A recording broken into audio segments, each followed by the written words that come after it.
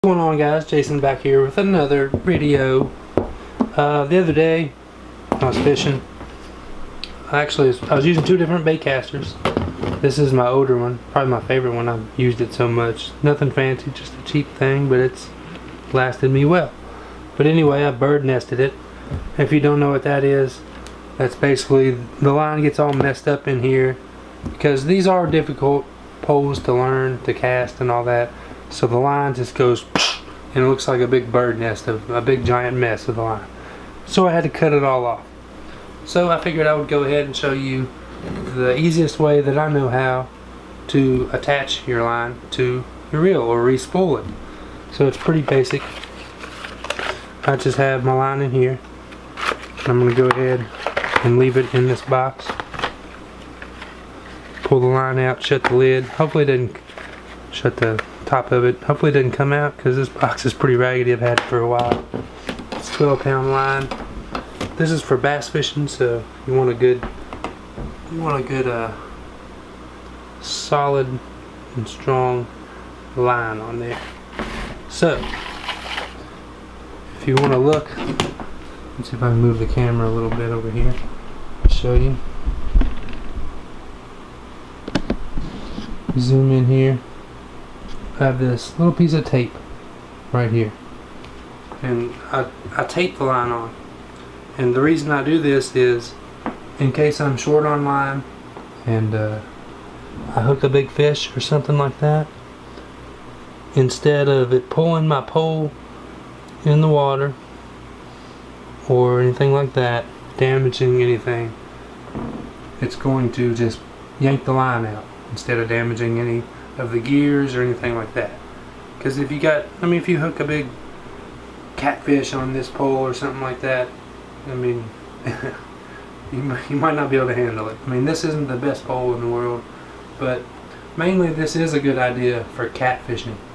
Like, because most people, they'll set their pole down, prop it up on a stick or something, set their drag, and maybe they go off and do some other things while they wait for a fish to bite.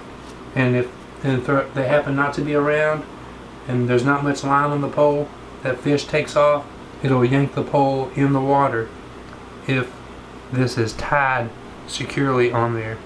But if you just use a little piece of tape on there, it won't. You'll lose the fish, but you'll keep your pole, which is more important.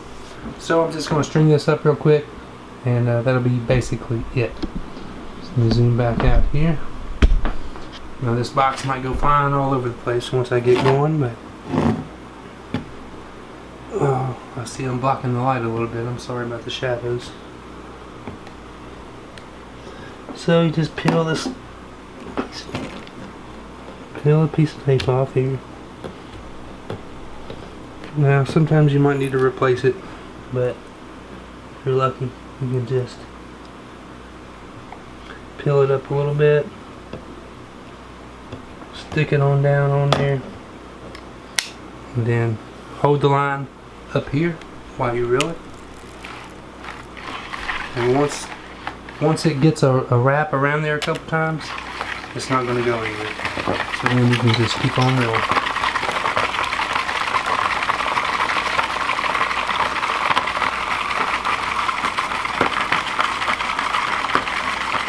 You just want to keep that pressure on to keep the line going on there as best as it can, nice and smooth like. Yep, there went the box, but it's okay.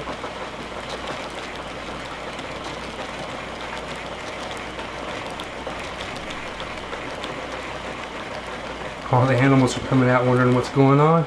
Bear, what is that, boy? It's alright, leave it alone. Alright, so that's enough line on there. You don't want to put too much on there and overfill it. Let's check out Bear and Mare. Look at him. Uh-oh.